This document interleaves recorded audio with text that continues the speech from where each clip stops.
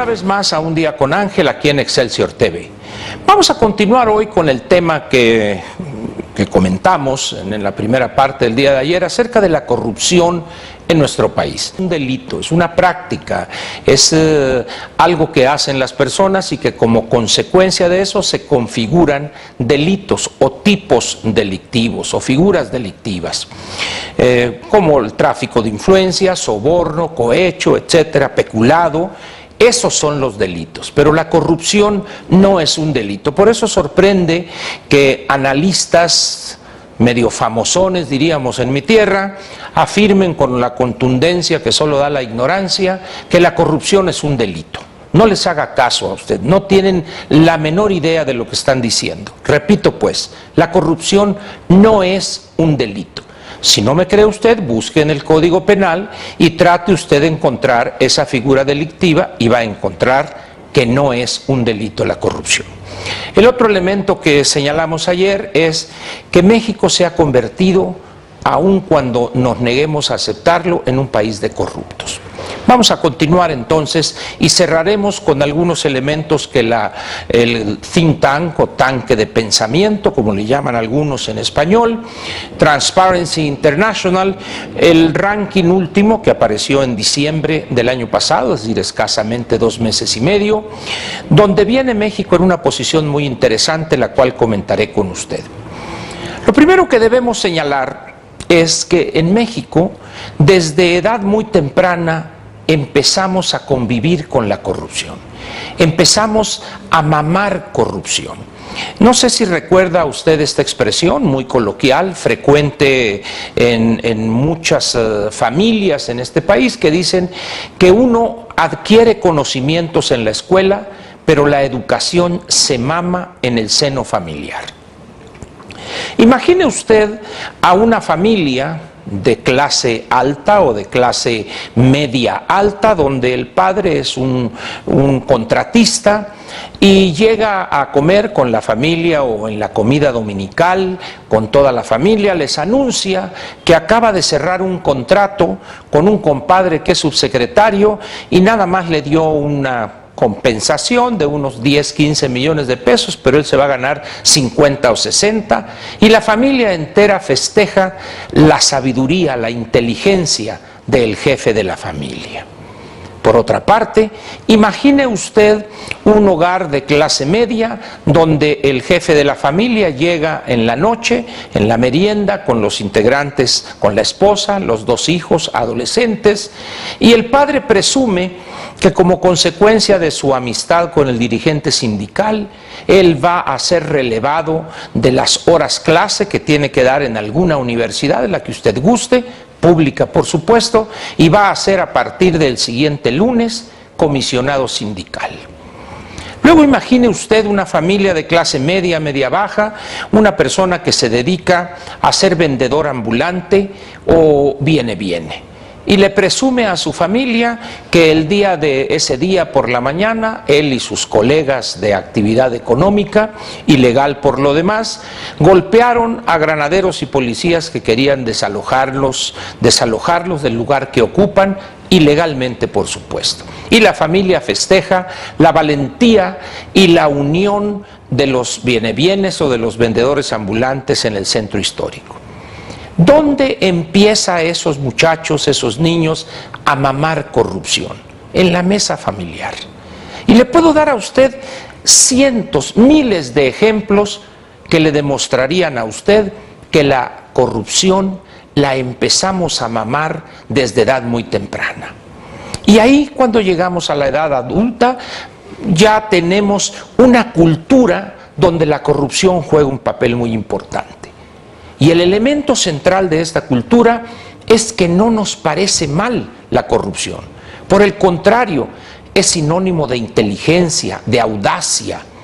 Es que es muy abusado, dicen, lo pusieron ahí en ese puesto y mira nomás, en 2 años ve lo que tiene. Si alguien llegó, por ejemplo, a la Federal Preventiva y lo mandaron a Tamaulipas, pues al cabo de 6 meses ya se puede usted imaginar. Si es que antes algún cártel no le da chicharrón, ¿verdad? Pero en fin, esos son los riesgos de ese tipo de actividades o actitudes. La corrupción, pues, acompaña al mexicano desde edad muy temprana y hasta la tumba.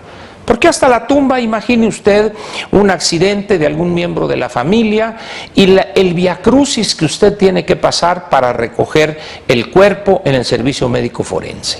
No se puede, señor, mire, yo entiendo su tragedia, pero hay una lista muy grande. Yo creo que en unos 4 días le vamos a entregar a su muertito. Oiga, señor, ¿no me puede ayudar? Bueno, pues sí, podría ayudarla a usted, pero el jefe ya ve cómo es. Total que con 500,000 pesos el cadáver inmediatamente, casi corre el cadáver ahí. La corrupción, pues, es esa compañera fiel que va con nosotros casi desde la niñez temprana hasta la tumba. ¿Cómo no vamos entonces a ser un país corrupto, un país de corruptos? Y somos tan corruptos que no vemos mal la corrupción. Incluso la justificamos. Es que si no le doy esa mordida no me van a dar el permiso y voy a tardar 6 meses en abrir ese restaurante o esa fonda. Es que si no le doy al inspector esos 500 pesos que me pide, me cierran y es fin de semana, viene el 10 de mayo o el 14 de febrero y me cierra. Si usted se niega a aceptar esa realidad, respeto su punto de vista, pero salga usted a la calle o vaya a alguna oficina a hacer un trámite y va a coincidir conmigo. Está tan profundamente arraigada la corrupción entre nosotros que podemos incluso, así como gritan algunos el 16 de septiembre, ¡Viva México, cuarones!, para no decir el sustantivo que es medio grosero, dicen sí, somos corruptos es decir, hasta con cierto orgullo lo decimos. En fin, ese es el México que es calificado en el mundo de manera muy negativa. La corrupción en el mundo actual frente a la inversión extranjera directa que anda buscando destinos donde poner una planta, adquirir alguna fábrica, etcétera, recursos, les preocupa los niveles, a esos inversionistas, los niveles de corrupción. Hay una entidad internacional, Transparency International, que tiene un capítulo, el capítulo México, que cada año elabora un índice global de la corrupción. Es el barómetro de la corrupción global. En la edición correspondiente al 2013, que es la más reciente, diciembre, hace 3 meses, como les decía en un principio, coloca a México en una nada honrosa posición, la número 106 en una muestra de 177 países. Estamos, para decirlo futbolísticamente, un poquito abajo de la media tabla. Y si usted tuviera el interés de entrar a la página de esta organización, Transparency con Y al final International, lo pone usted en el buscador de su preferencia y ahí le va a aparecer, busque usted este Global Barometer, Corruption Global Barometer, y ahí va a encontrar usted esto que le estoy comentando. Pero esta organización elaboró un pequeño folleto con los datos que arrojó este último o el más reciente barómetro de la corrupción global. Y agrupó a los países, a los 177, por la calificación que obtuvieron. La calificación va de 0 a 100 puntos. 0 puntos es el país más corrupto.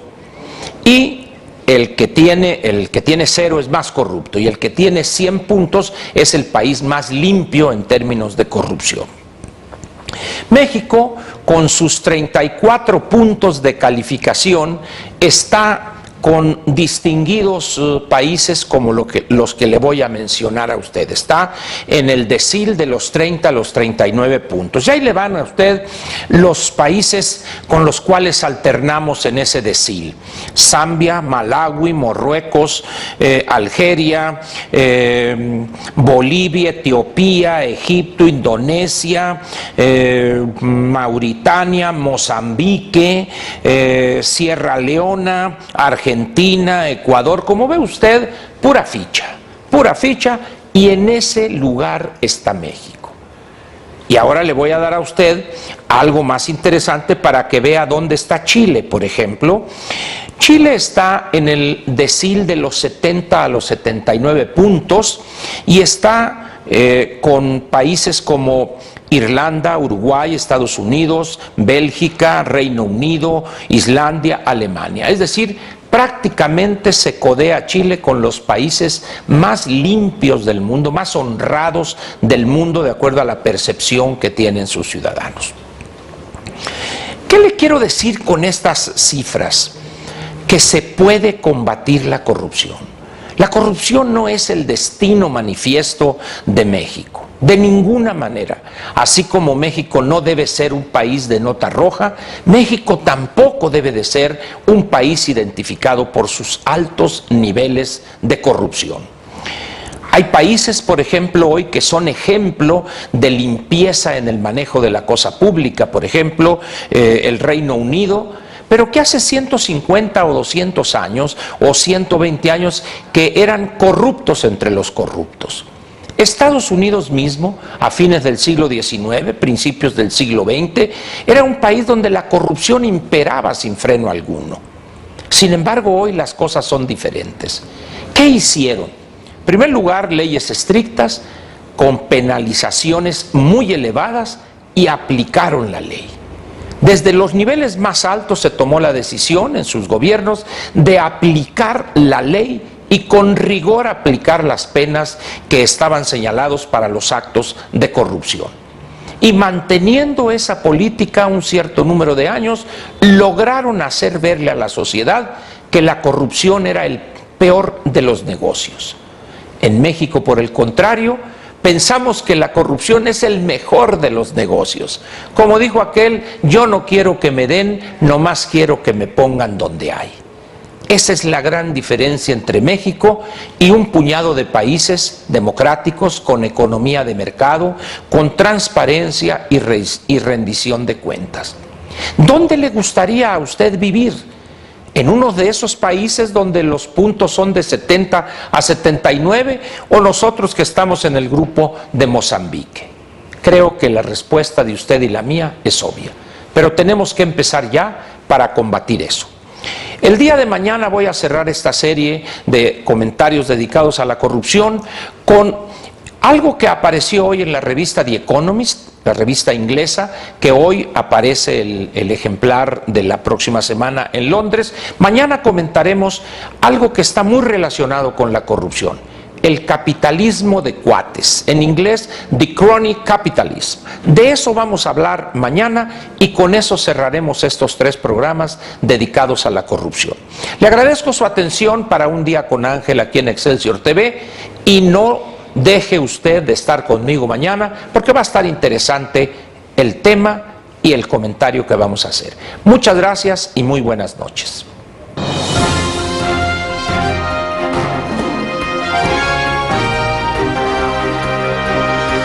Te invitamos a seguir cuestionando la información con los siguientes videos.